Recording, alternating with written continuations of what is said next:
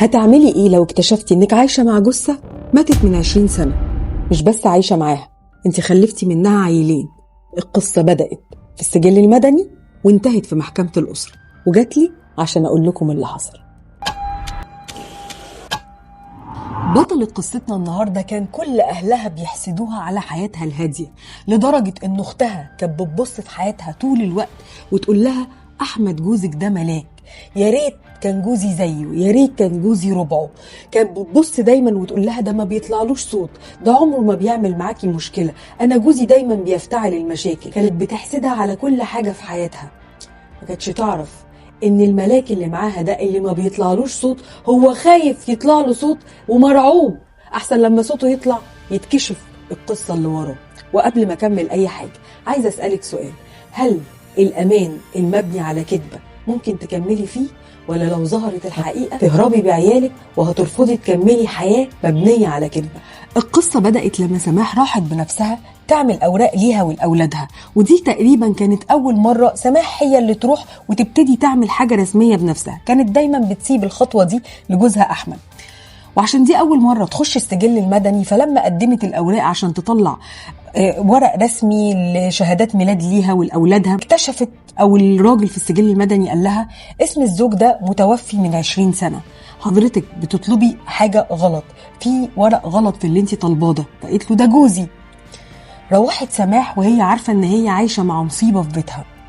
5 سنين متجوزة، عندها ولدين، الأب ده أب مثالي، بيودي المدرسة، بيودي التمارين، بيعمل كل حاجة بشكل محترم جدا، بس هو مالوش وجود. ولما واجهته بالحقيقة انفعل عليها وقال لها بتنبشي ليه ورايا؟ فقالت له أنا ما نبشتش، أنا ما عملتش حاجة، أنا رحت أطلع ورق رسمي عادي جدا، اكتشفت إن حضرتك متوفي، أنت مين؟ وتتصدم سماح باللي هيتقال لها. أحمد ما طلعش أحمد، أحمد طلع عادل، المحاسب اللي كان عايش في أحد القرى وقتل شخص واتحكم عليه بحكم مؤبد وهرب منه. ولما هرب منه قرر إن هو يعيش حياة مختلفة، فطلع بطاقة مزورة كانت بطاقة شخص ميت وعاش بيها فترة. ولما حب يكون حياة ويكون أسرة عشان يستخبى فيها، عمل اللي عقلكم مش هيستوعبه. كل اللي فات حمادة واللي جاي ده حمادة تاني خالص. عادل بعد ما عمل جريمته وهرب قبل ما يتحكم عليه، راح عاش في القاهرة واشتغل كمحاسب، لأنه هو أصلا كان محاسب، وعمل بطاقة جديدة باسم واحد ميت من 20 سنة وعاش بالبطاقة دي، واشتغل في شركة كبيرة كانت معروفة في الوقت ده لأنه كان محاسب شاطر. ولما راح الشركة كان في سكرتيرة جميلة اسمها سماح. كان الراجل ده دايما غامض، عارفين الرجالة اللي هو تحسوا انها راجل شيك وأنيق وكل حاجة، بس غامض كده، تبقى الستات بتتهافت عليه، بس هو مش معرف اللي حواليه أي حاجة عن نفسه، كان تقيل وراسي، وهي كانت بتفتكر إن هو تقل. هو طبعا كان متحفظ على حياته عشان المصيبة اللي عنده. بعد شوية فعلا سماح لفتت نظره وابتدى يعجب بيها، وهي كانت شغالة معاه في نفس الشركة وبيتردد عليها كتير في المكتب بتاعها، وابتدت تنشأ قصة حب ما بينهم. طب يعمل ايه الراجل ده عشان يتجوز؟ طبعا عيلة سماح هتسأله عن عيلته، تسأله عن أبوه وعن أمه. ابتدى يختلق قصص مش موجودة. ولما راح يتقدم لسماح بعد ما اتفقوا على الجواز وخلاص وصلوا لمرحلة ان هم هيتجوزوا، راح أجر ناس من قهوة بعرة، ممثلة مثلت انها امه، وممثل مثل انه عمه، وكان طول الوقت بيتكلم عن قسوة العيلة وغدر الاهل والصحاب، وان هو ما يقدرش يرجع للبلد، وان في عندهم مشاكل عن الورث. والام ما ظهرتش غير في اللقطة بتاعت كتب الكتاب والجواز. ونفس القصة بالنسبة للعم، جم حضروا الفقرة، خدوا ال500 جنيه بتوعهم، أجرهم ب500 جنيه مرتين في كتب الكتاب وفي ليلة الجواز. والأم قعدت طول الوقت تمثل قد ايه هي معجبة بالبنت ومش عارفة ايه، والأم دي مجرد كانت فقرة واختفت من حياتهم هي والعم.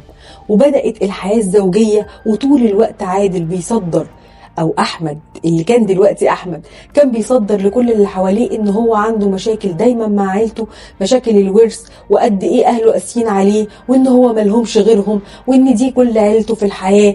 وطبعا كان اللي حواليه كله بيصدق لحسن اخلاقه والمعاملته الطيبة لمراته، فمفيش اي حاجة ممكن تثير الشكوك. ده انا بقول اختها كانت بتحسدها على وجوده في حياتها.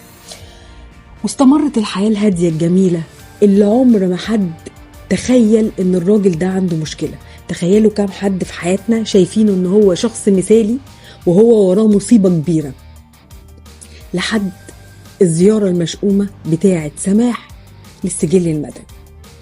اكتشفت الحقيقة، ولما رجعت واجهت عادل اكتشفت ان هو لا هو احمد ولا هو جوزها، لان مفيش ورق رسمي بتقول ان هي اتجوزت الشخص ده، ولا ولادها عندهم ورق رسمي بيقول هم ولاد مين. ودخلت في قصة هي مش مستوعبة أبعادها، واتجهت طبعا بكل الأوراق دي لمحكمة الأسرة عشان تثبت إن الشخص ده ملوش وجود في الحياة، وما بقتش عارفة تعمل إيه. القصة وصلت لمحكمة الأسرة، والراجل ده اتحكم عليه في قضيتين: قضية التزوير والقضية السابقة اللي كان محكوم عليه فيها. في نهاية القصة الست دي حبست الراجل ده. بس انتي لو مكان سماح كنت هتعتبري ان ال5 سنين اللي عشتي مع الراجل ده هل هو حب حقيقي وهو فعلا كان بيحبها، ولا دي جريمة في حقك وحق عيالك؟ هل كنت هتعملي زيها وهتسلميه تسليم اهالي لحد ما يتحبس، ولا كنت هتحاولي تلمي الدنيا وتحافظي على بيتك وعلى عيالك وتبعدي ان عيالك يتشردوا ويبقوا من غير اب؟ 5 سنين من الحب، 5 سنين من الحياة الهادية، هل ممكن تشفع لواحد انتحل صفة جثة انه يعيش معاكي؟ هل لو اتحطيتي في نفس القصة مع شخص انتي فعلا حبيتيه من قلبك، هل ده ممكن يشفع له في الجريمة اللي عملها فيكي وفي عياله؟ كنت هتتصرفي ازاي لو في نفس موقف سماح؟ اشوفكم الاسبوع الجاي قصة جديدة في حصر.